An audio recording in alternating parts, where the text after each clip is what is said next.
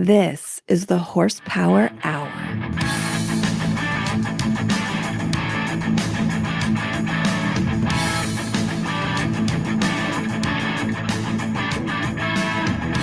Hello, once again to the Horsepower Hour, the only podcast with a salvage title. And man, it has never been more accurate than it is right now. We have taken a long hiatus. We apologize about that, you guys. Coy, how you doing, my friends? I'm doing good. I'm super stoked to be back. Glad to hear you loud and clear. Oh, man. Yeah. Ready to get back to normalcy because shit has been weird over at my house the last 6 weeks. But we are back and we're super happy to be here. And we heard you guys loud and clear. We saw messages, we saw posts, people saying, hey, when's the Horsepower Hour going to come back around? And we need a little bit more time to put everything together. Just from my own end, my computer basically just like took the long shit in the sky, Coy. Literally pre-show. For some reason, I couldn't be at a show for, I don't remember what. I think I was working late. I'm like, look, man, I'm not going to be able to make it to the show. We had an interview scheduled with Andy and Mercedes Lifehell. And you're like, look, man, these people both know what they're doing. I got this. And then you text me a little later. My computer died, super died. Yep, super died. All of my USB ports stopped at the same time. Nothing was working, and then it just wouldn't turn on. And I was like, all right, well, there we go. I went to grab my wife's laptop. She had she's using it for work, and it was just like, oh, well, great, fantastic. And then the computer company that I got a computer from, they came through for me, but it took about 3.5 weeks. So Michael Sprague's in the comments saying, welcome back, guys. Thank you so much, Michael. We appreciate that. It's good to be back. Coy, you've had some stuff going on, buddy.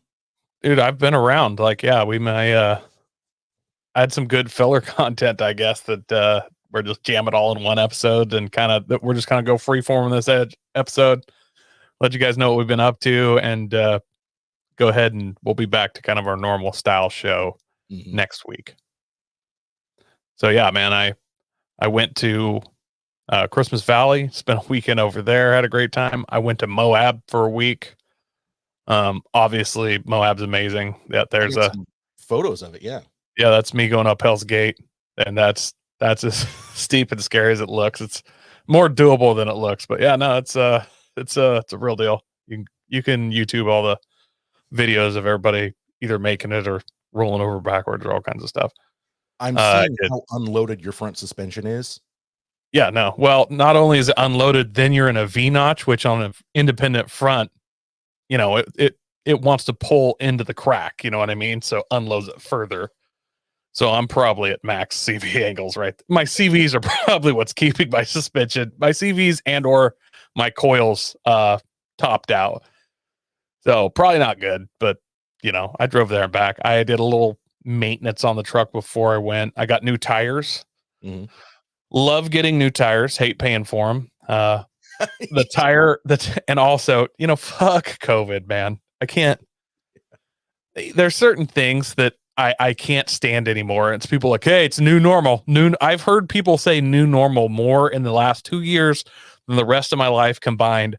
I seriously just want to do one of these where you just kind of knuckle your hand up and just fucking throat chop people when they say new normal. So if you're around me and you say new normal, expect to start choking on a fist. The other thing is the COVID, it's, COVID back order, man. Yeah. Delayed shipping, blah, blah, blah. It's been over for a long time, man. And for guys like me and everybody I know that's does factory work or production work, nobody took any time off. It was like they put up some plexiglass and just started cracking a whip over you and then had a pizza party 2 months ago and was like, there you go. There's your fucking COVID pay. Yep. So I wanted the Baja Boss MT tires. It's a Mickey Thompson. It's a new style. It's been around maybe a year. New style MT. I really wanted to try it. Went to buy it, and I was trying to buy these a good month and a half before I needed to go to Moab. And everybody was like, yeah, in your size, you can get fucked. It's national back order. And then the one dude's like, so Mickey Thompson told me 6 weeks, which put me at like a week before I needed to leave, you know? And he's like, but honestly, you know, with the production, COVID production issues, which then I tried to put it in my screen to reach over and grab the dude. Didn't work. No, I see that because you're doing the 2-finger thing. I can tell you were just like, you wanted to take his head like a bowling ball. Yeah, I was trying to force choke him like through my phone. It's like, I'll hear him gurgle if it works. And then he was like, yeah, and honestly, you know, they're saying 6 weeks. It could be 8 weeks, 6 months. I don't know. And then I'm even more happy about it because at SEMA, which was going on while I was in Moab, Mickey Thompson was like, hey, these Baja Boss tires, just brought it out in like 12 new sizes. And I'm like, hey, how about you make the fucking sizes that you already make instead of new ones? So that's kind of where I was. Like, if you can't make the tires that you already offer, why are you offering more? That's what I would like to kindly point out. How about we work on the shit you already make, and then later, once you've kind of filled all those orders and you got some reserves built up and there's some shit in your warehouse in case somebody wants tires in the next 2 months, then come out with some new sizes. Seems like a great business model. That being said, love Mickey Thompson tires. So I went ahead and got the exact same tires I previously had, MTZs. They updated them. And as far as I can tell, all they changed was a sidewall tread to what looked like a less aggressive sidewall tread. But okay. Yeah. All right. So they're what I had, basically. So that's what I ended up getting.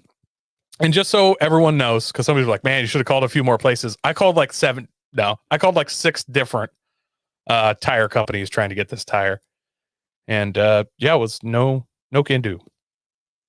Hey, Coy, not to change the subject, but I just want to ask you real quick. What is with the potato drone footage here that you posted? Well, not my drone. And I'm not going to talk shit about it because I don't have a drone. So that was shared to us through Facebook Messenger. Got it. So obviously Zuckerberg's like, hey, I don't know where you started, but I'm just going to rape your video here. And I think it was an older drone. I can't remember what it was, but I'm near certain that it was better. Probably. I mean, it was probably 1080p or something on their end, on my end after Facebook, ruined it. It is a very cool view though. And I've watched it several times and I mean, that looks really steep, dude. That looks really steep. It's actually a lot steeper than it looks. So camera never really does something justice. Like it's not so steep. At least you've got somebody in red pants standing there to give like an appropriate angular view, you know? That's my wife. Hot pants Ruth. Perfect. In her red pants. Yeah. My wife was spotting me, and then out of camera there was a dude up higher that was spotting me, and they both were pointing opposite directions. So I was wildly confused. So I kind of sat there and looked at both of them and then decided to go where I wanted to. I'm a big fan of listening to your spotters. Like that's what you always do. But when two people spot opposite, then it kind of short circuits me for a second. So yeah. Well, hey, I've had something similar happen recently, but we'll get into that in a little bit. Who is this in the blue Toyota truck? That's my friend Heath that I work with. And if you look at pictures of that blue Toyota, that's actually not a truck. So, I mean, it is. But before 4Runners came out in, I think, 85, maybe 84 or somewhere in there, Toyota didn't make a 4Runner or Surf or any of those. And Winnebago, yes, the Winnebago that makes Winnebagos, made a Toyota conversion, the first gen Toyota pickups, and converted it into essentially 4Runner. He has the back cap off, but if you get to a picture that's closer, you'll see behind the cab, there's no wall. It just would go to the back seat straight in. And there's a roll bar, in the back that would be underneath the canopy hard top, so on and so forth. Yeah, these pictures is Schaefer switchback. It's just a dirt road, but it's cool. These views are incredible, bro. And by the way, anybody that is on the podcast, we will, of course, have these photos available. I'll link to them and everything. But wow, these views are something else, dude. Look at that. That is just like, That is not something I'm going to see while I'm in Florida for sure. Oh no, I don't think there is that kind of elevation gain in Florida. But Absolutely not. Not unless you're digging a hole. yeah, we did like half of Elephant Hill Trail. We did Fins and Things, Hell's Revenge. That there, I believe, is that's Elephant Hill Trail. 7 Mile Rim, which is an amazing trail. It's not a super technical, difficult one, but just scenic wise and getting to experience literally every terrain that you feel like Moab has to offer. I mean, cliffs, flat rock, kind of rock gardeny, light-ish, like smooth, slick rock. You drop down into washes, like just amazing. And this is Elephant Hill Trail in this picture. That looks like the background of Elephant Hill Trail looks like it's out of a Wile E. Coyote cartoon, like just crazy stack rock, cliff, mesa things. And especially with our buddy Garrett right there. He brought his Cherokee, which it was amazing. On his way home, his truck blew a radiator hose that he was towing it with. So he jumped in the Cherokee to go get a new one. And the Cherokee transmission just said, fuck you, died. He had to walk like 5-6 miles, fix his truck, take the trailer, go get the Cherokee and tow home. So that sucked for him, but I enjoyed it. Oh, Garrett, we love you, buddy. We love you. It wouldn't be a proper trip if something like that didn't happen, though, you know? Yeah. We had no real breakdowns. The only breakdown we had was that first gen Toyota. He had it was actually, you drop into the Hell's Gate side obstacle and it's a real steep down, little flat spot, and then just straight back up. And it makes like a U shape with the flat spot being the bottom of the U.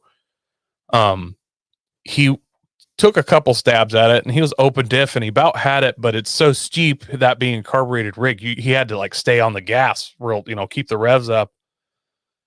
And it was giving him wheel, you need to really crawl up that, honestly, but so he's kind of having to get at it faster than he should, which made him have wheel hop. And then it died and he coasted down, just no power back to the bottom and then wouldn't start. And then I slid on my butt down there and it ended up it's called a Davis DUI, like super distributor, this massive distributor for it. We figured out it had no spark, and he had kind of spliced some wires into the dash. So we're about to crawl under the dash and like take a look at those. And as I walked around the front of the truck, I grabbed the distributor, gave it a wiggle just for no reason, just kind of, you know how it is when you're just out of your mind trying to figure something out. You just start grabbing things and pushing on stuff.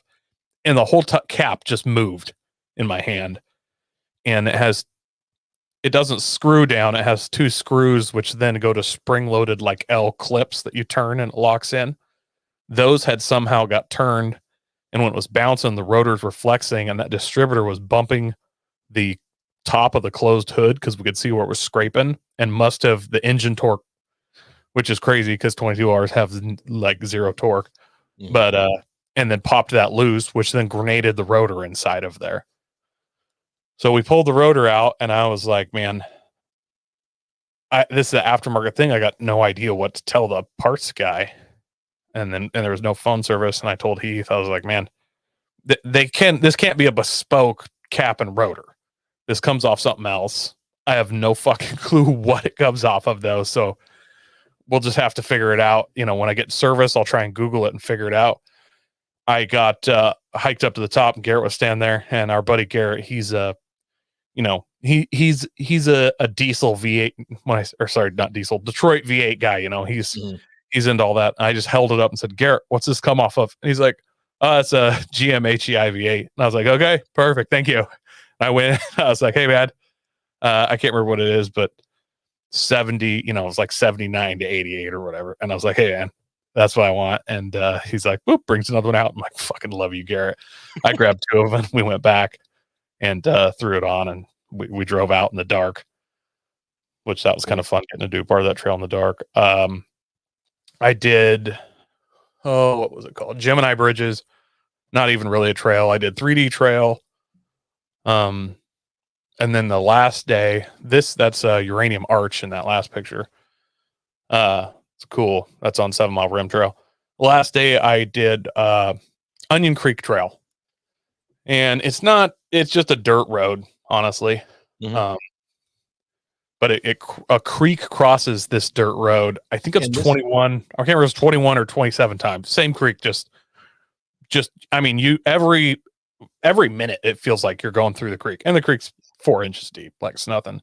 But it's fun and it's scenic, and it just snowed and / rained, so it was just kind of that slick, muddy road. Right as we were about to the top, where you turn around, come down, there's a group coming down, and we snuck by each other. Yeah. And then I turned around the top. We took some pictures, screwed around. Then I came down, and one of them was in a 2022 Nissan Frontier. And on this corner, he just understeered right off the edge and over this bank.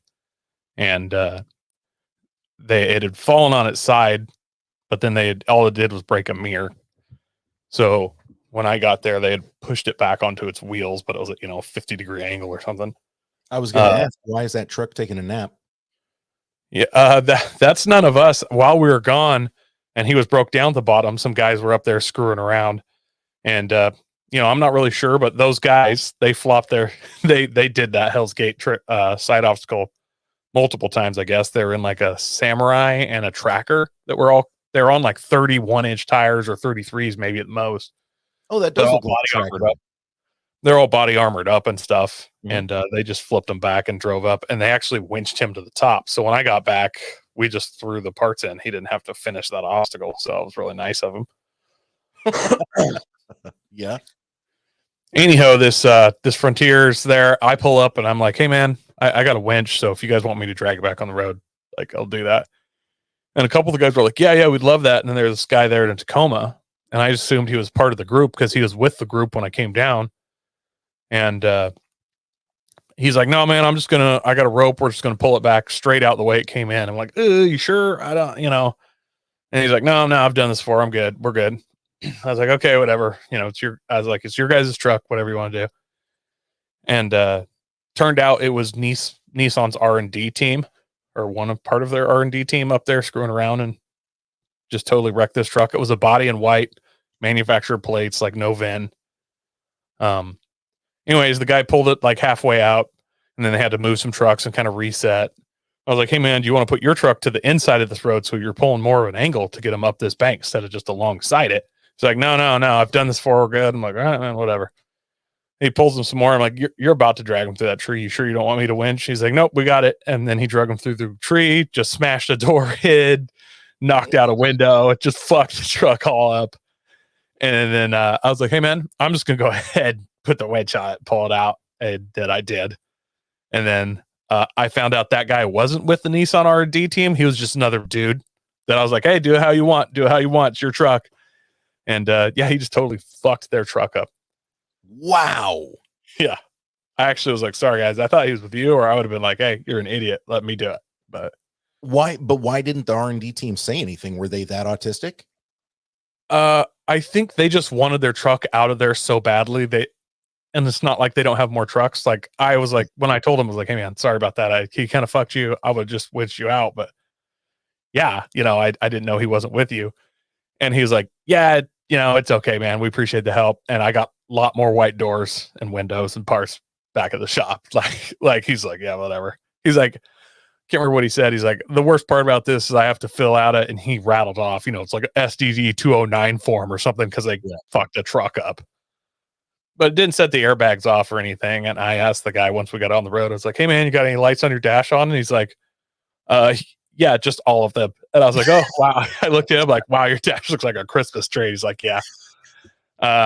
And then I was like, there was oil because it was so on its side, so much oil was leaking out. And I gave him a quart of oil, and they fucking bolted.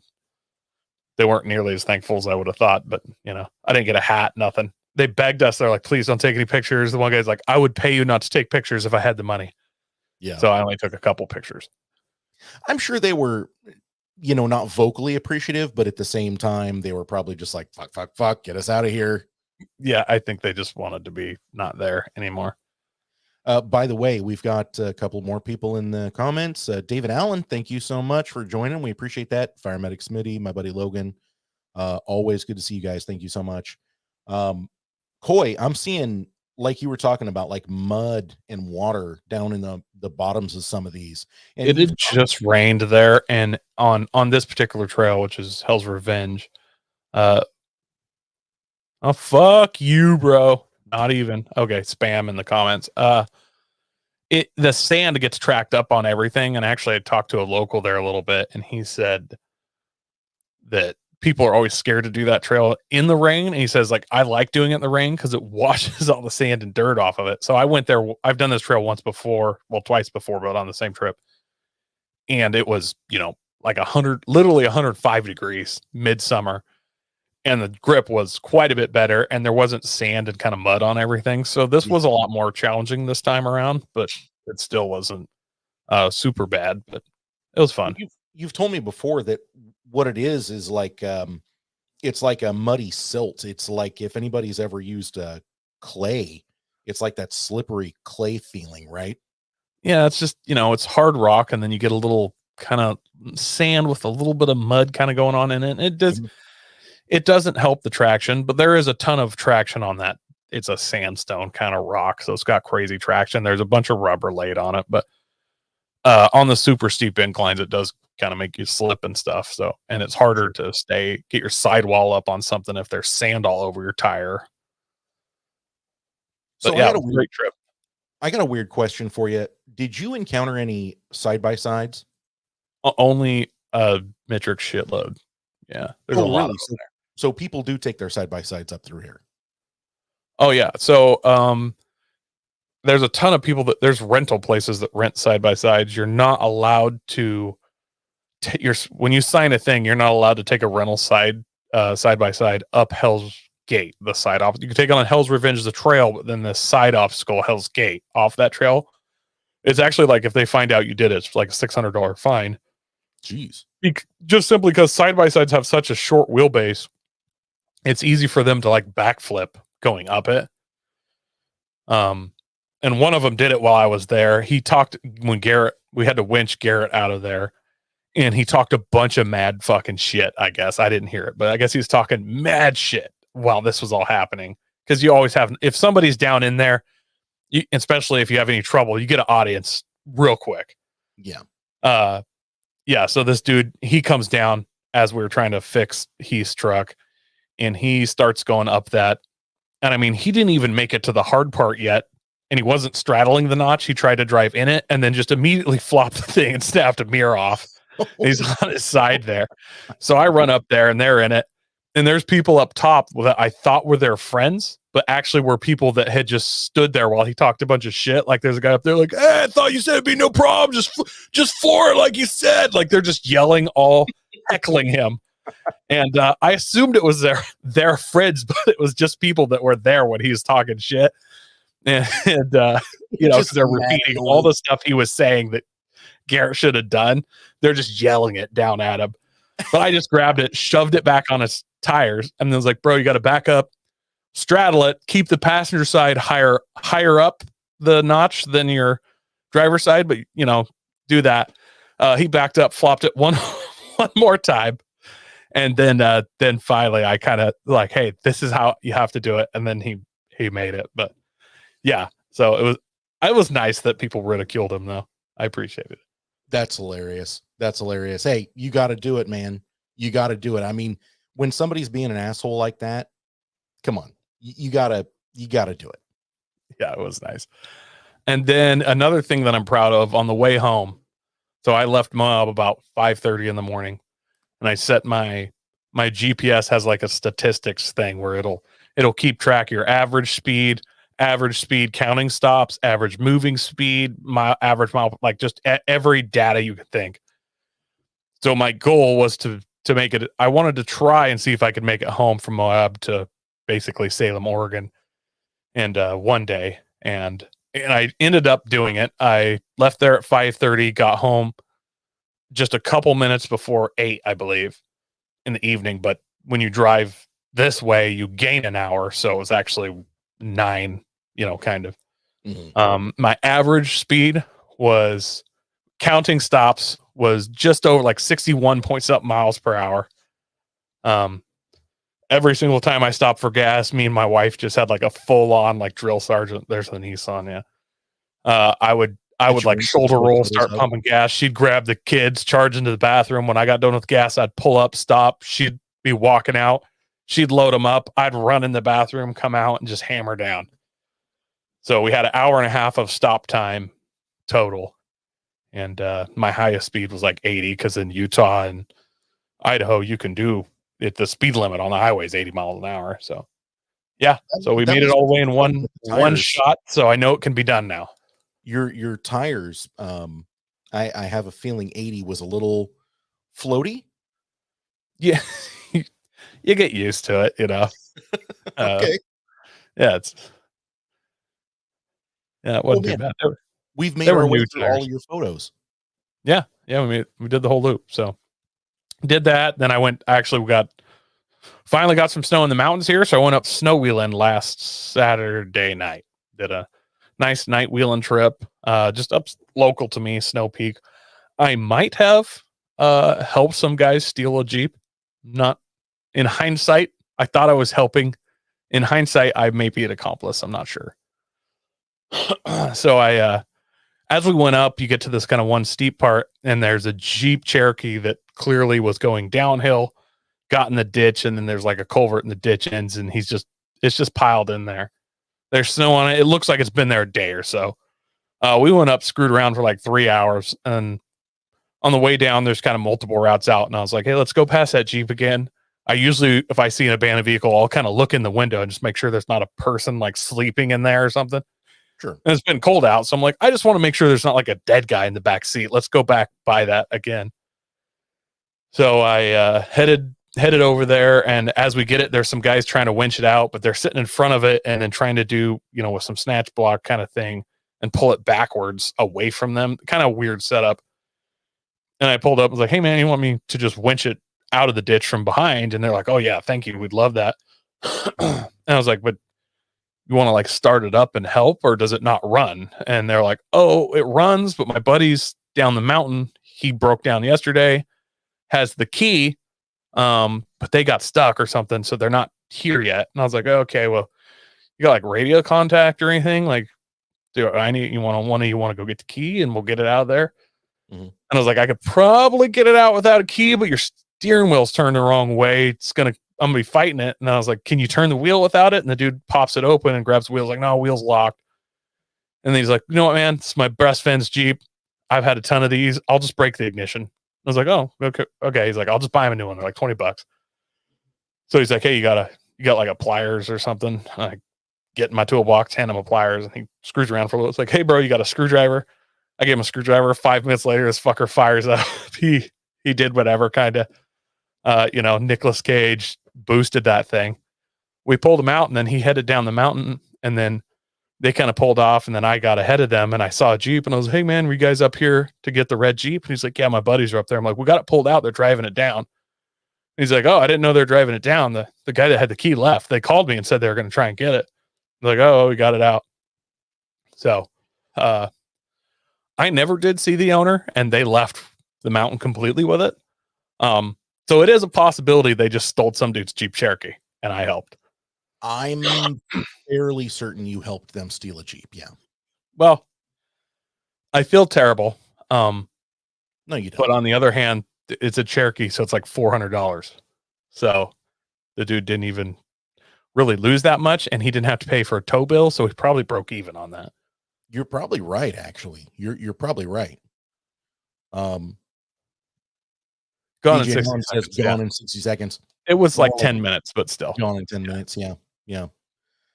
Wow. That is coy. I don't even know. Like you live what appears to be a charmed life, except for you're the accomplice to a lot of felonies. It happens. Speaking of accomplice to felonies, for those that don't live in Oregon, they passed a huge gun bill here. That's it's a whole deal. You got to get like a permit to buy a gun, but the process to buy the permit's not going to be around for possibly 6 months.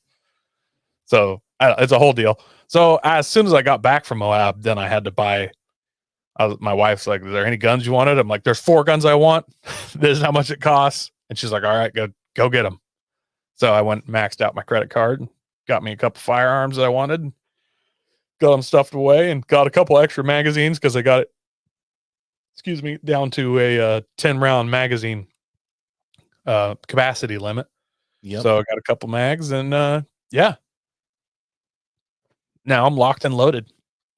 Yeah, that stuff that's going on in Oregon, I mean, if anybody's curious, I used to live in Oregon up until a year ago, and I moved to Florida because I just didn't I couldn't really do it anymore, and that was a personal choice.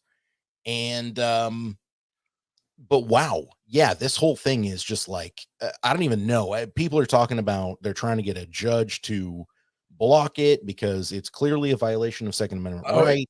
So it actually, the law would have, or measure, however it works, would have started today. A couple days ago, a judge put like a 30-day stay on it, so the law will get enacted in like 30 days. But then the state had like a week to come back and like then appeal that decision and like block that. Excuse my, I don't think block is a legal term, but whatever it is, which the state came in and the judge, whatever they brought, the judge was like, "Yeah, shut your mouth. See you in 30 days. So we got another 30 days, but I'm done. Like I already spent all my money. So I don't know how you couldn't, because like at this point, it's going to be in court for the next 3 years probably. And I mean, I don't really see it staying. It passed by like 1.2%, and the measure was super vague and it was a little confusing. I think if they were to revote on it right now, it wouldn't pass just because now people understand how it worked. Yeah. But they were able to get like a $2 million worth of funds from out of state and just like get a guy and be like, my brother died in a mass shooting. Please vote yes on measure 114 to stop mass shootings. And it's like, it doesn't. It just made it harder to buy a gun for regular people, but whatever. This isn't a political show, so we won't get into that too much, but we do like everything mechanical and stuff. So I did get some guns, and yeah, they're cool guns. I like guns. Oh, yeah. I'm not one of those pretend soldier guys. I like guns like I like jet fighters. Like I think they're aesthetically pleasing, and I get kind of cool, unique ones that I like and are fun to shoot. I'm not a keyboard warrior, not in that sense. Yeah. I don't believe for a second that I'm going to topple the American government when they become too tyrannical, because I'm sure that they would take me out with a drone swarm. And I can run like to the end of my driveway, which is a long driveway. It's probably a quarter mile, but I'm pretty much fucking done by the time I get there. So I don't think I'm going to like battle. I'm not going to go all Red Dawn. Yeah.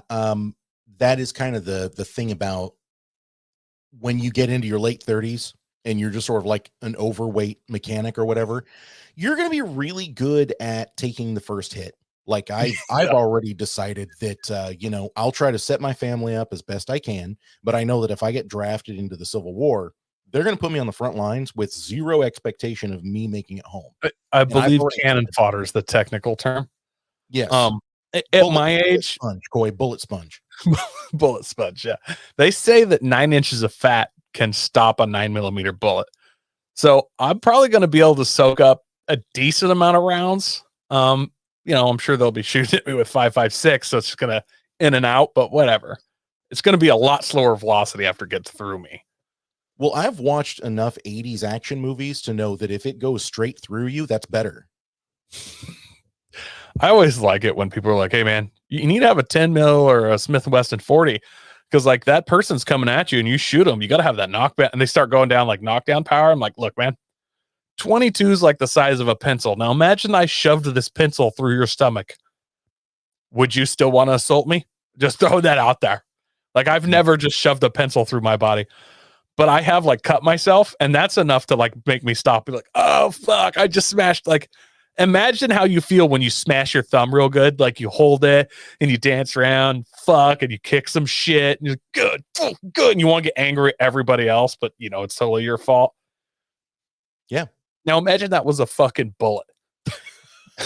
So I actually can do one. I have been better. completely disabled for like 10 minutes because I stubbed my toe and broke it on the corner or something. Yeah. I fucking rolled around on the ground with, I didn't have the inside down the nose real tears outside of the corner where I wasn't actually crying, but my eyes were watering pretty fucking hard. You know, I was blinking the tears out the outside edges. It was like the Indian tear, you know, out the outside of the cheek.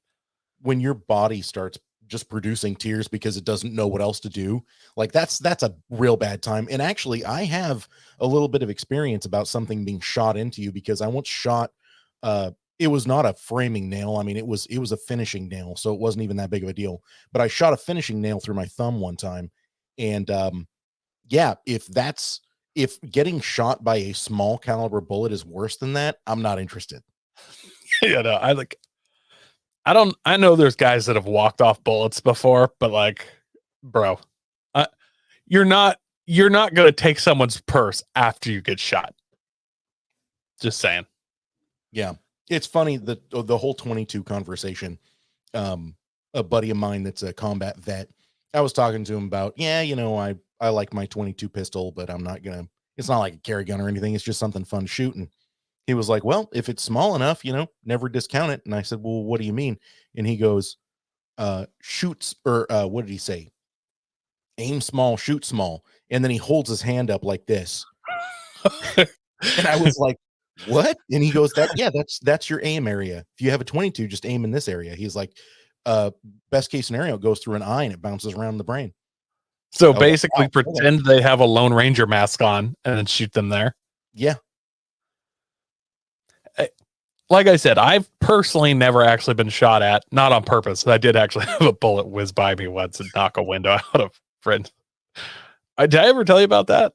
No. Oh, it was less than a year ago. I was on a search and rescue train. We were parked at this gate, waiting for somebody to come with a key to open it. And Brian, with my friend with the Land Cruiser, Ryan Pillsbury, we're all sitting there. And all of a sudden we just you can hear a ricochet, you know, if you've never been around one, it has this just humming noise, hummingbird-esque.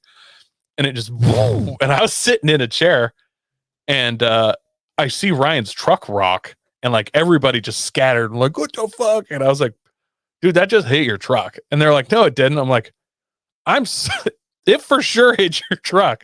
And I don't know why, mostly because I'm an idiot. Everybody ran around to the other side of the vehicles. I didn't get out of my chair. I was like, this is a ricochet. Like I thought it would be two. And then everybody was like, get the fuck over here. I was like, oh, okay, that's probably a good idea. But then we all started yelling and stuff and the shooting stopped and it knocked his back quarter window out. And then we drove. The dude was super apologetic. There was trees and he had no way to see us and it ricocheted and he was shooting probably 30 degrees away, you know. I don't know. Weird situation. I hardly blame the guy. Yeah, he was shooting a 357 and sent a slug our way. It was cool. Holy but anyways, I'm assuming that if I could actually, like if somebody was purposely shooting at me and like flames coming out of the barrel, that alone would deter the shit out of me to the point where I would run serpentine. Call me a coward. I don't care. Hey, I think that's fine. You know what the pistol version of a pump shotgun is, right?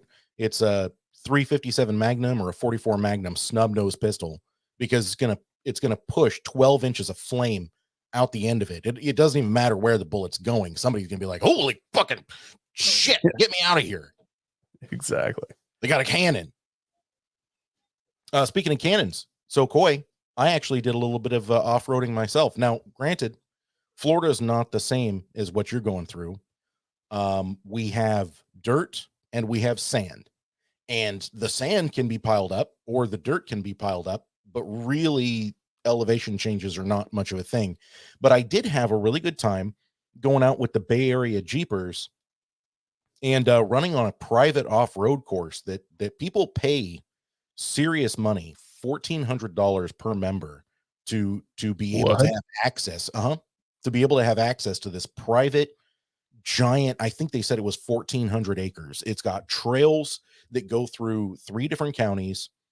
It's got 4 different sand pits that are enormous. I mean, don't think like sand pit like a football field, but think of sand pit as like, I don't even know. Each of these sand pits must have been a couple hundred acres. They were enormous, and sand dunes. They don't even do anything with the sand dunes. They just naturally form through the wind and the rain and everything.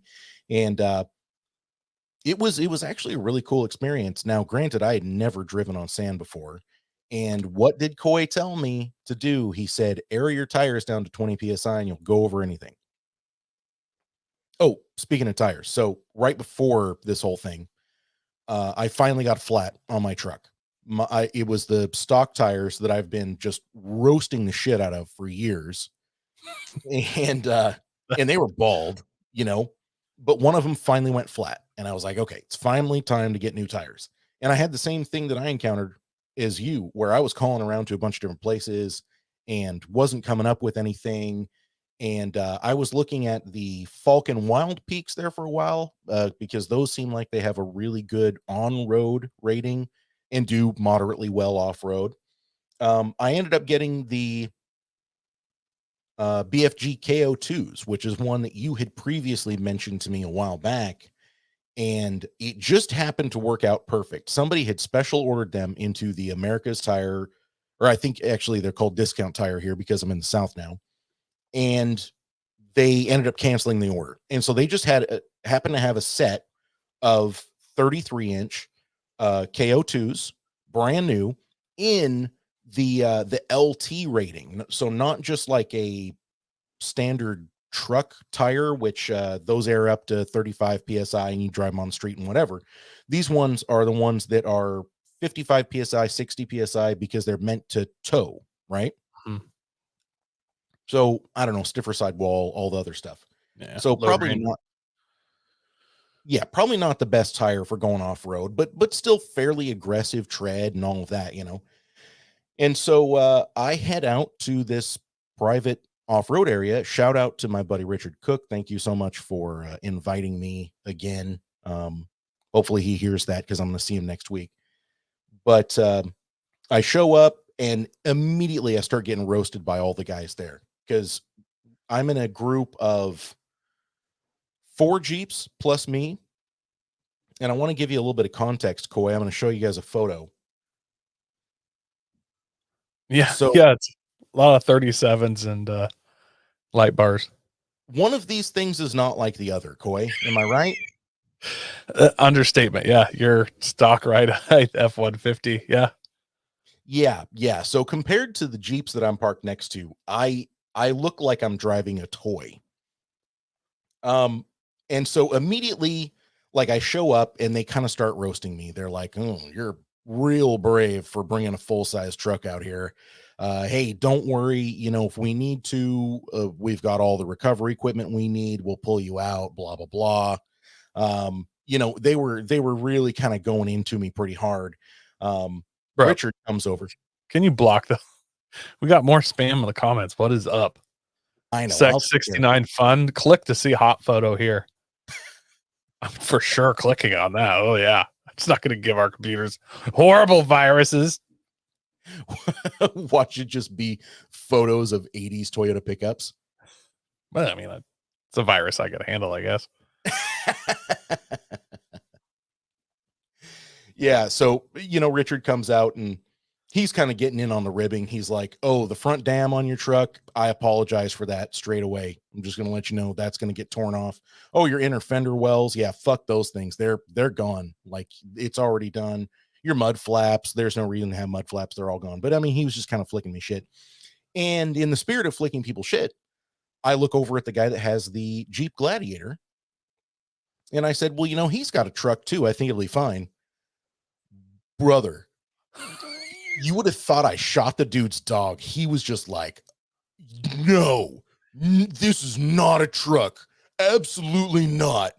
And I mean, what am I supposed to do in the heat of the moment? I was like, "Well, come on. It's on a 1500 frame. I know it's like a Jeep." And he was just like, "No, absolutely not." Dude didn't talk to me the rest of the trip. I legit upset him. And I didn't even mean to. I was just, they're all flicking me shit. And so I was like, okay, well, I'll get one back. I did not realize the Jeep guys, especially the Jeep Gladiator guys, were so like, "It's not a truck."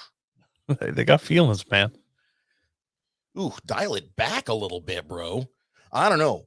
I was surprised. But all in all, I mean, real good people. I was really lucky to be able to come on the trip with them.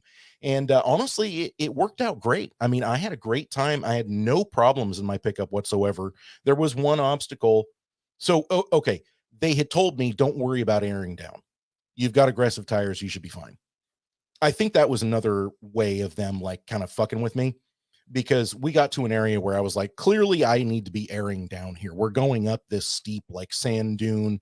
It's down in the bottom, and then you come back up through the top.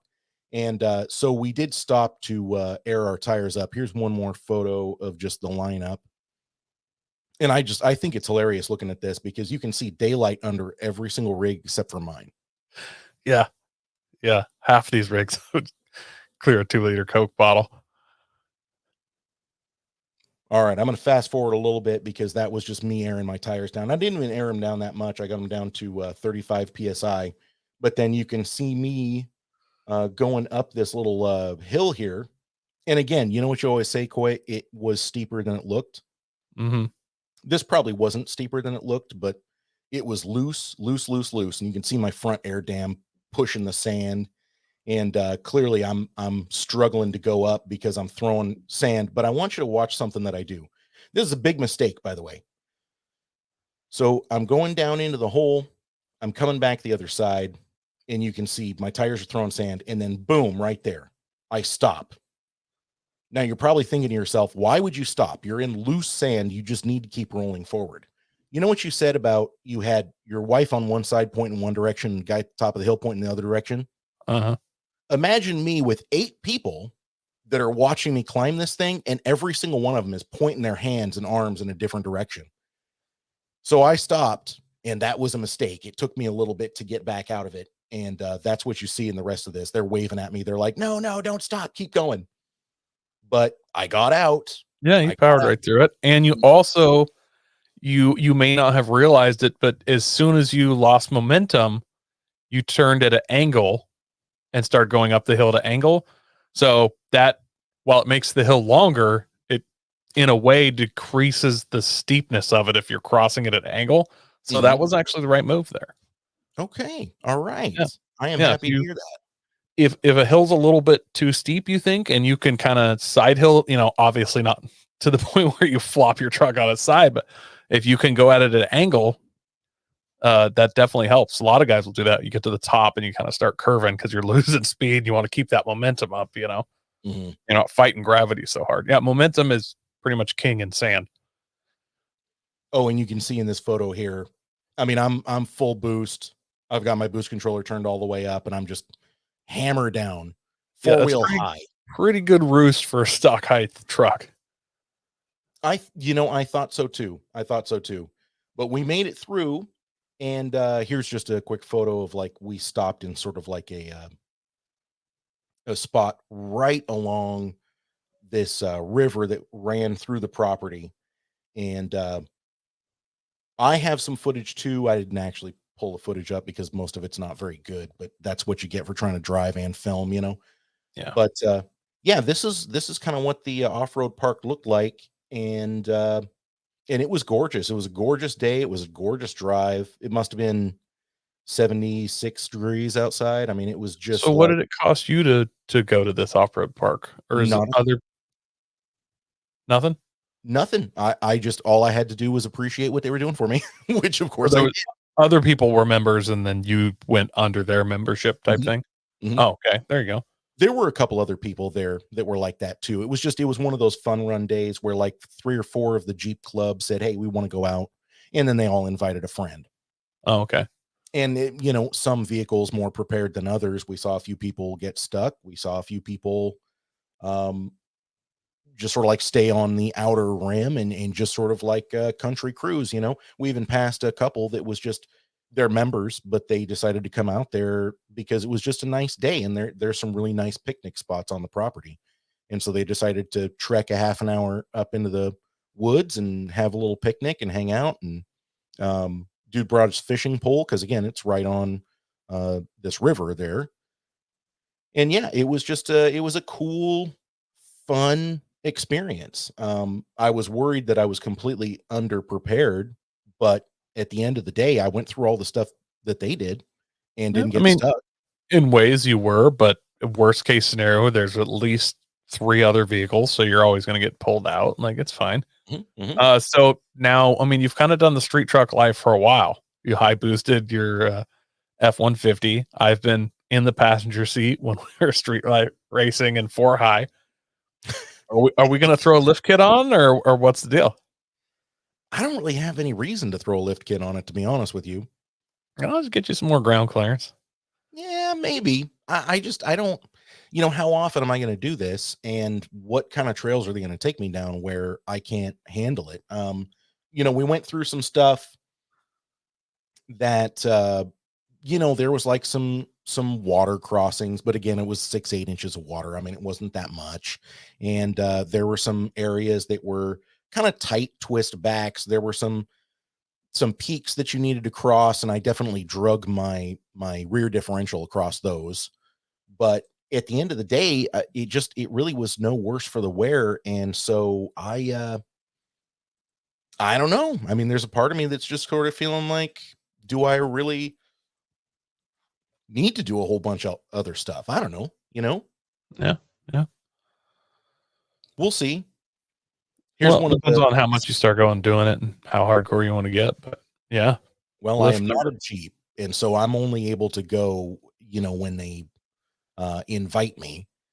And I think until I find like an off-road group that I'm going out with all the time, a couple times a month, I'm probably just going to leave my shit at stock ride height. Yeah, nothing wrong with that. Here's one of it wasn't a trail, obviously, but this is one of the sand areas where you're kind of traveling from one area to another. Yeah, And so this gives you a pretty good idea of what I'm talking about, where, after this, we headed off into some forested areas.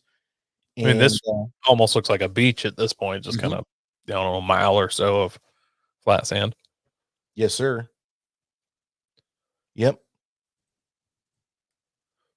Very cool, man. That sounds like fun. It was a great time, a really, really great time. And yeah, I look forward to doing it again. I didn't really get to do a whole lot of like overlandy stuff with you, but again, stock truck, stock ride height. It's an F-150. It's not like I'm cruising around in something short wheelbase, you know what I mean? Yeah, yep, for sure. But it was super fun, and I'm glad to finally be meeting some like interesting car people out here. Because man, the street racers out here, they get really serious. I haven't met any casuals yet. It's all or nothing, huh? I'm dead serious, dude. I haven't met a single. Well, I shouldn't say that. I mean, there's been a few people that seemed casual, but at the same time, they were the dudes with 800 horsepower Durangos and shit. And so I was like, I don't know. You know, I Speaking of street racing, I already told you off air. I went to the brothers auto collection, yes. bro. Oh my god, people! First of all, look up the brothers auto collection. It's in Salem, Oregon. Here, it was a completely private two brothers that are clearly, let's just say, not poor. And by not poor, I mean, ugh. Yes, there's a picture. There is, I think they said 350 cars in this warehouse, and this warehouse is about 2/3 of their collection. So, Yes. I mean, this warehouse is like walking through a Costco. I mean, it's monstrous. Uh, and it's just insane what they have lots of muscle cars and stuff, but I mean, you'll just like walk up and it's like, well, here's I don't know what the mid generation of Ford, well, there's a brand new Ford GT lightweight edition. I wasn't even aware of that one, but I mean, it's just there, and they have a piece of paper on it that says "Do not touch." Behind it, you can kind of see there's like a 2001 or whenever they made the Ford GTs, Mhm. the second generation or whatever. They had like 4 or 5 of those, just in different colors and stuff. Because clearly, if you're collecting cars, they're like Mhm. Pokemons or something. You got to get them in other colors. Because like if you have one, then I mean, I have a red one. I also have a yellow. They want the blue and white. They also had a Heritage Edition for GT. So the be like the what is it? The Golf, the baby blue and kind of light orange. Mm-hmm. Mm-hmm. They had one of those, brand new one or last generation one. And then the lightweight one, which was yellow. I just ended crazy amounts of like older muscle. And I mean, they had a 67 Ford Mustang with 3 original miles. 3 miles. Each car has a little plaque telling its story. They have that one, some dude in like Utah worked at a dealership, bought it as an investment, literally got it off the truck, didn't do the dealer package install. Like the hubcaps weren't on it, that they're in the trunk supposedly. Like the seats still have wrappers. The price tag's not in the window. Like, I mean, the car's not even fully put together. All the little trim pieces the dealership puts on after it ships are still in the car. Going. I have to step away from the camera for a second, but I'm listening. Keep going. It like I said, 3 miles, dude bought it and just like crated it up and then sold it for his retirement or something, I guess. They had that. They had the Trans Am, Firebird Trans Am, that Kid Rock drove in Joe Dirt, the first movie, like the actual car. They had that. They had a Bugatti. What else they have? Oh, they had a Ford GT Mark One. I don't have any idea what that cost, but it has to be millions. It was kind of a light blue or silver, not my favorite color, but it was still a Mark One Ford GT40. They had a Toyota 2000 GT. Unless you're a hardcore Toyota guy or James Bond guy, you've probably never even heard of that car. It's kind of an opal looking, I don't know, almost like a Daytona hardtop, Daytona coupe kind of look, more finished, but a cool looking car and was like really advanced for its day. But they had one of those. Those go for they go for like $1 million or something. They're crazy expensive. They had a bunch of Shelby Cobras, real ones, not fiberglass bodies, metal body, real Shelby Cobras. They had 5 or 6 of those. And I mean, it's not just old cars, new cars, everything. I mean, they had an Enzo Ferrari, just a row of Ferraris. Like it's got to be like being in Jay Leno's warehouse minus the steam engines. You know what I'm saying? Mm-hmm. It just, and this is the second public viewing they've had of it. Before they would put them on, but it would be like the Corvette Club we're going to let come in here and look, or something like that. It's been very private, so you had to basically get an invitation to go do this, which I actually had been invited before, but it just never worked out for me to go. And I'm just like kicking myself because I didn't realize how extensive and amazing this was. I mean, every car has like a plaque and it'll be like, this is a 1967 Firebird. This is one of 347 made in the white with the 440 and the 4-speed man, like just all the details. And like, you can't, I mean, there's 350 cars and they all have a paragraph of basically something under explaining why they have this and how it's cool. And if there's a story on the car, there'll be a story. Like there was a Dodge Fury. It was really cool. I actually had a picture. It had offset intake manifold. It was dual carb, but they were offset. So kind of the one bank was in the front, the one bank was in the back, but offset. I know it's hard to explain, I guess. What's that? Call that I'm pretty sure they call it the Max Wedge. I don't recall, but what you're describing sounds like the 413 Max Wedge. I think I actually took something like that. It was some dealer drag car, like a dealer bought it and then used it as their drag car back in the day. Really cool. Like they had the whole little story. And I mean, just they had a Ferrari boat. I think some other exotic boat back. And I mean, these are like 60s back when people were into boats, Right. Yeah, that's it. Yeah, that was the motor. Yeah. When you said the offset air cleaners, offset carburetors, I was like, oh, I know what you're talking about. Yeah. I've never noticed a car with that before. So I've never noticed it in a American car before like that. So I thought it was pretty cool. 413 Max Wedge was a hot motor back then, but like you said, 65, 66, something like that. I mean, it was kind of in the era, the hot rod era, but it was before, like, because 67, 68, 69, 70, that's when manufacturers really went bonkers, but this was kind of on the beginning of that. Yeah. So I got to go again because it was so busy. They were hoping. I talked to some of the staff, and they kind of came out, made announcements. They did like a Toys for Tots thing, $10 to get in, and you got to bring a toy. So I brought $10 and a toy, and they were hoping to get 350 people. The line I was in to get in was probably a quarter mile long. While I was there was 2,000 people there for sure. So they had this little old pickup bed that they want, some old like Model A truck. They were hoping to fill that with toys. They had like a fucking 10-yard dump truck full of toys, basically. Like they were trying to figure out where to stack all the toys. It was nuts. That's awesome. That's awesome. But I got to go back again because there's so many people. I didn't want to just like take 4 hours and just like read every plaque and look at every car. Every part of me wanted to, but that's just, they were so full that they were at capacity where they'd let like 4 people would leave and they'd let 4 people in. Like they were at the state fire marshal capacity or whatever. So it felt rude to take the time I needed to really view everything. So I was there for probably an hour and a half, 2 hours. And that was just at a medium speed walking through. Like, oh my God. I walked past every car at that speed. Yeah. So I got to go back. It's intense. Like World of Speed was awesome, but it's like 4 or 5 of those put together. Like it's amazing. That's crazy, dude. That's crazy. I'm honestly jealous that you were able to see that.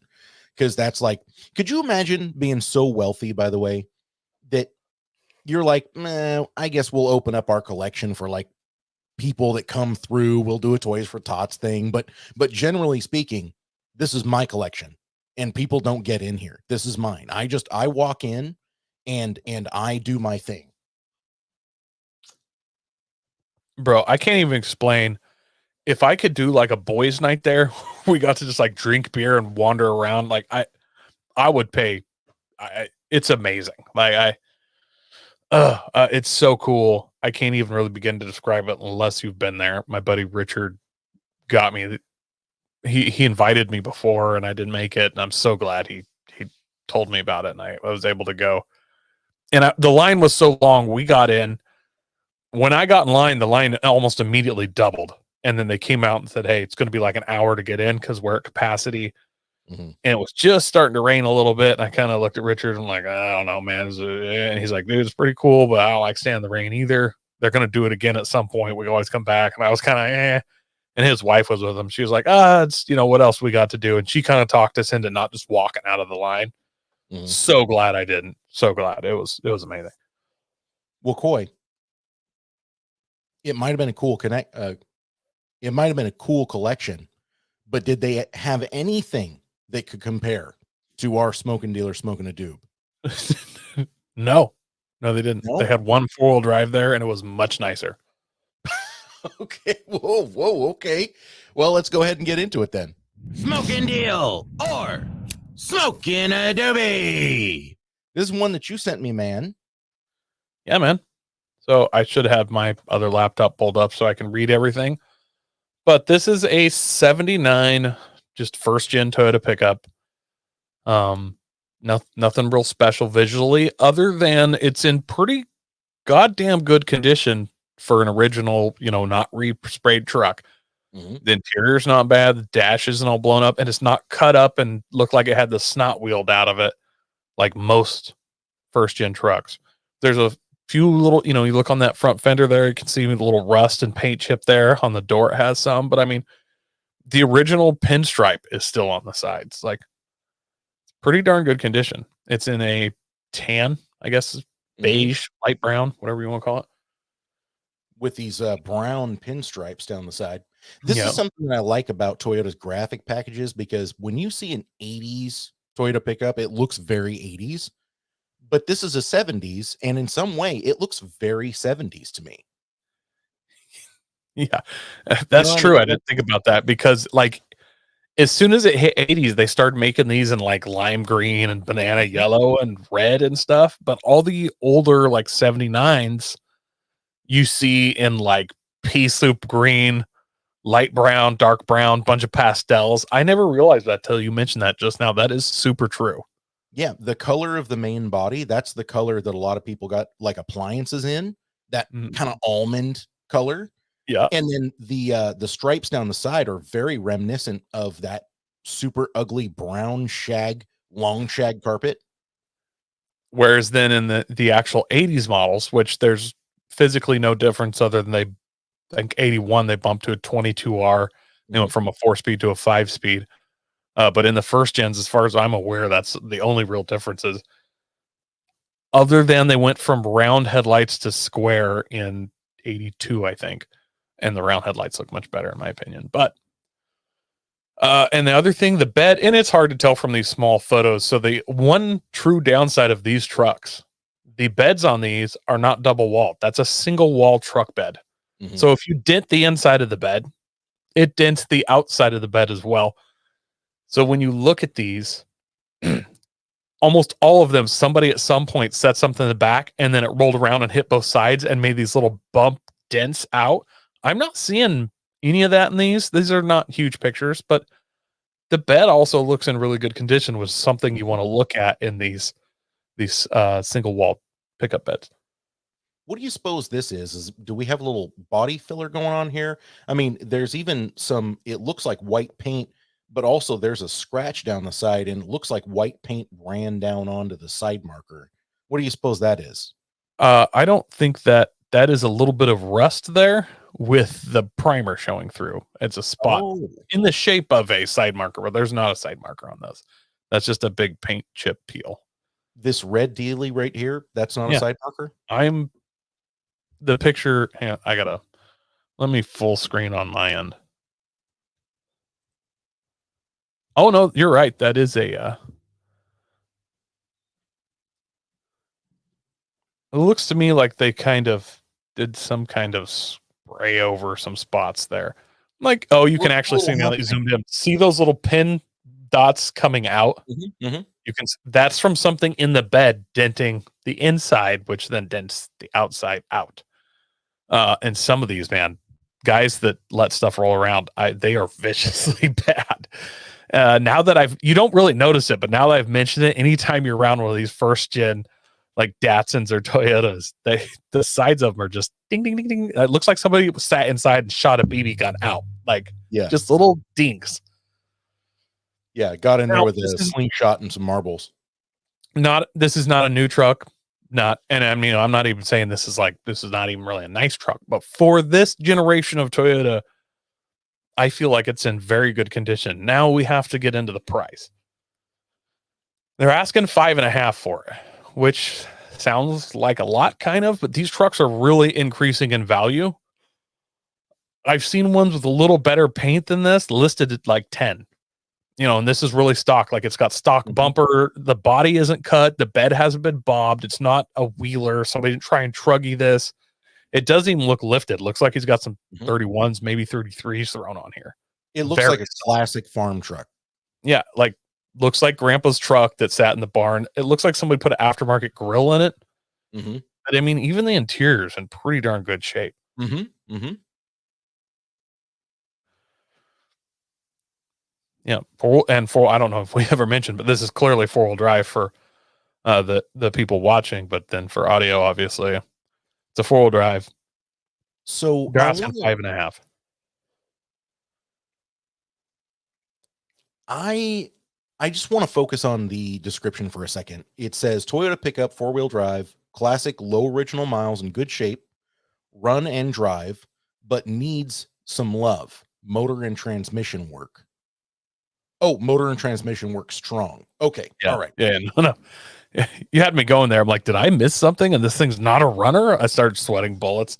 No, it just when people do block text with no punctuation or anything, I Yeah. have to read through it a few times to understand what they're trying to say. Yeah, so that's what I'd understood. It runs good, supposedly low miles. The thing is, once you hit 900 or 99,000, they roll over on these trucks. Yeah.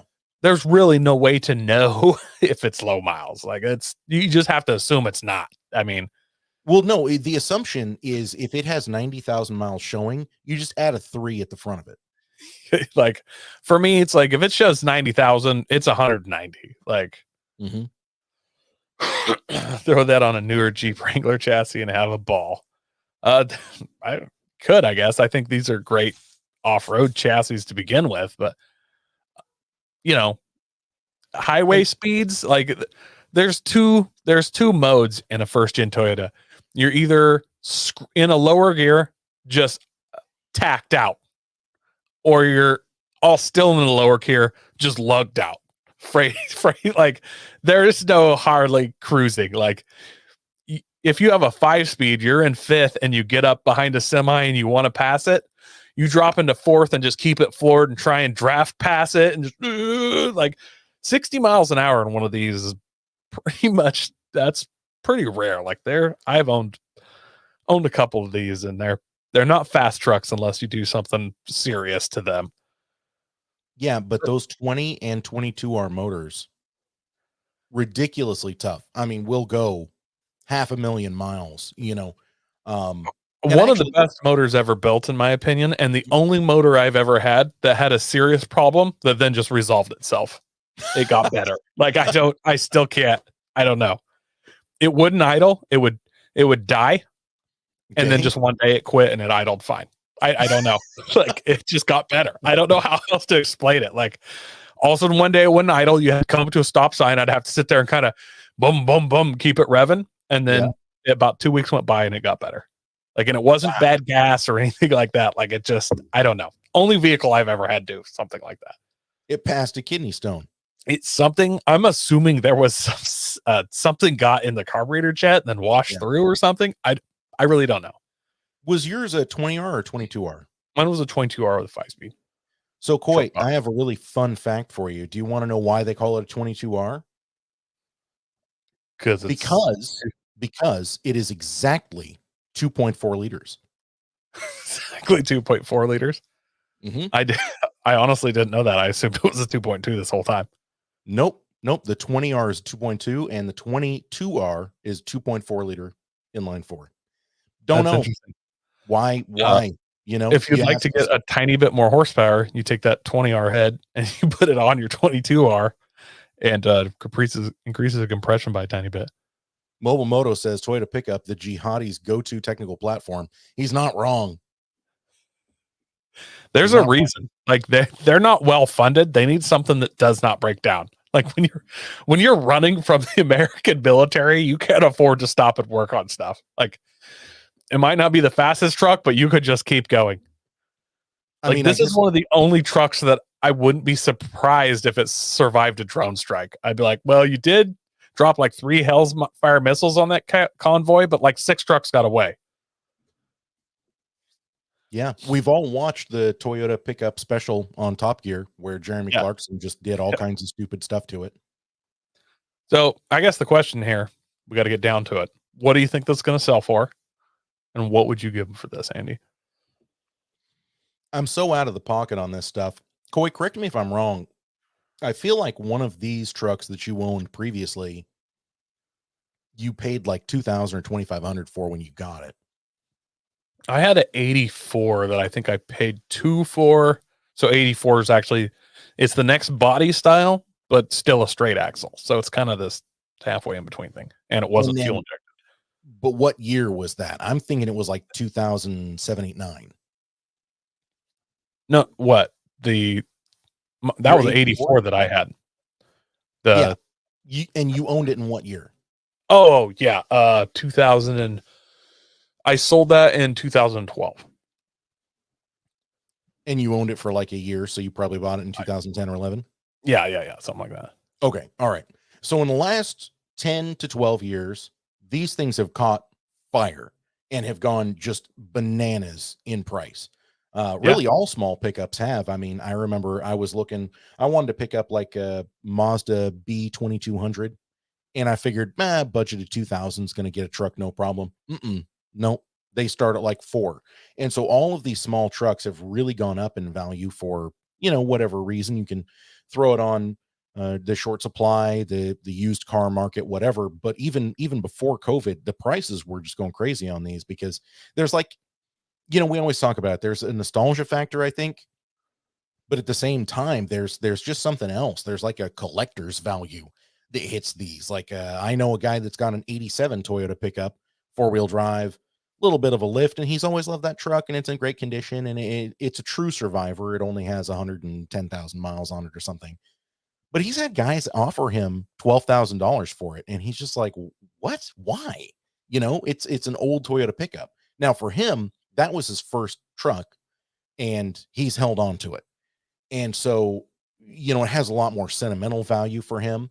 But, him getting offers for it's not a rare thing. But 10 years ago, it was, "Hey, man, I really like that truck. I had one just like it in high school. I'd give you $4,000 for it." To just a couple of years after that, "Oh, bro, that truck looks amazing. I want to buy it and take it to Radwood. I'll give you 12." You know, so what do you give me your thoughts here? Why do you think that these trucks are just going up in value so much? So this particular model, the first gen, they're known as the first gen. I know Toyota made the Toyota Stout pickup before this, but everybody calls these the first gen Toyota truck. These ones in particular have been like they're what made Toyota legendary wheeling. Kind of got that whole thing going on. So it is actually hard to find one that hasn't been chopped up and done, yeah. So this particular one, they haven't, it's hard to find a wildly unmolested version. Like they're usually just beat up. They've been chopped, they've been cut, they're lifted. Like this is just pretty much a stock truck. And then, I mean, these are old, dude. This is a 79. What is that pushing? That's over 50 years old, right? Or 40 something years old. Like that's fucking old now. Like it's hard. At a certain point, you don't think it's that old, but that's crazy old. And there's not that many left. Like they're going away. Like they get crushed. People wreck them. They sit in somebody's field till finally they just take it to the junkyard. Cash for Clunkers probably ate a fucking million of these. I mean, there's not that many. There's still a lot left, but it's a supply that is getting smaller. And then you throw in nostalgia on that, like, bro, the value is gonna go up. Plus, these actually get decent gas mileage. Like, it's pretty nuts to think this truck probably gets about the same gas mileage as a brand new. Obviously, not as much power, not as much payload capacity, all that, but probably about the same gas mileage. You dropped off a brand new what? I'm saying this truck right here, this 79 first gen Toyota, probably gets about the same gas mileage as an off the lot 2022 Tacoma. I bet it's really close. And if you go to like 2017 or something, this might get better. Like, wow. It's pretty nuts. Like these actually got decent gas mileage. And obviously it's not a direct comparison because this doesn't have the payload, literally doesn't have the highway speed and not even near the power. But if there's a lot of guys that have a, 12-mile commute, they want this, like, why not? And then there's guys that want to get a fairly unmolested one, and then they're going to bob the bed on this and turn it into a decent looking wheeler. They're willing, they're willing to pay some money for it. So guys that get these trucks tend to collect a lot of parts for them because they're just like Legos, it's like, oh, we took the axles off 79 because it's 2-inch wider, and we put it or axle off a 87, put it on this because it's 2 inches wider in the rear, and then we get this front axle. It's like, so they get kind of a parts collection built up, and then they sell their wheeler and they get another one. They have part that kind of goes around.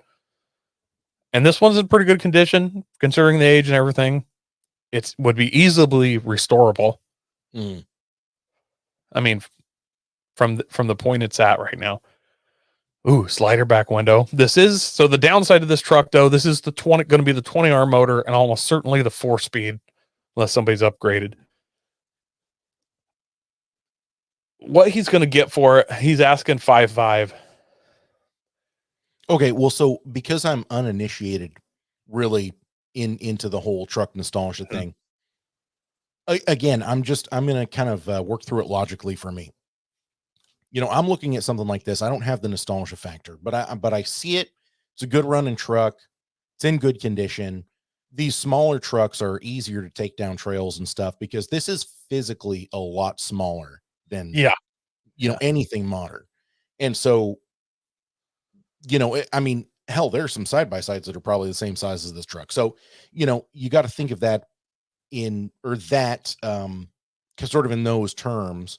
And so if I'm trying to buy something that I'm going to take out wheeling with my buddies, something that I want to be dead simple, parts everywhere, fix it on the trail, all of that stuff, I could definitely see how this would be a truck that would be, a go-to for somebody like that.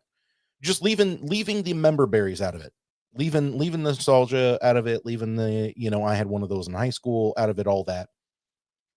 I mean, with everything you're talking about, I feel like probably 5,000 is a decent asking price for this. Because I don't really know these all that well. I will say, just me personally looking at it, like, buy it now, have to have it. If this was sitting in my neighbor's yard for 2,500, no, you know what? I'm going to go higher than that. I'm going to say 3,000. If this was sitting in my neighbor's yard for 3,000, I'd probably talk to Corianne about it and say, hey, we might want to pick that up and hold on to it, because one, I think it would do pretty decent on the sand with a good set of tires. And two, like you said, good fuel economy, runs all the time, dead nuts reliable. Like, I think this would just be a good thing to have around. We've got our 2 acres now. We want to get more. This would make a perfect runabout if we ever ended up with our 50-acre parcel that we want to buy. And so, yeah, I'm going to say maybe 3,000. I'm probably going to look pretty hard at this for 3,000. All right, man. That's not far off where I'm at. So he has it up for 5.5, unless he wants to sell it real bad. I guarantee this guy has already gotten low ball offers. Someone has already offered him 35 in my mind for this already. Somebody's probably offered him 4. He's not taking less than 4,500. I think this could go for 5 all day. In the Northwest where I'm at, I think he's going to get 5 out of this if he sits on it at all and holds it. And the condition is kind of what it looks like in the pictures. Hard to tell, as always, to get a real. There's no extensive rust. Those floor mats aren't covering fist-sized holes in the floorboard, stuff like that.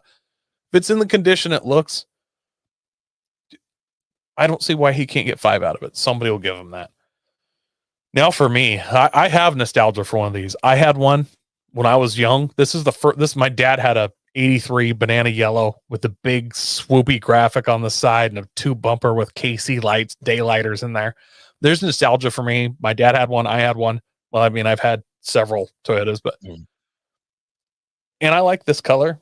I like tan. I have a tan FJ, and I'm not going to lie, I would really like to get one of these and kind of, not a full restore, but fix it up decently and give it to my son for a first truck, because they're robust.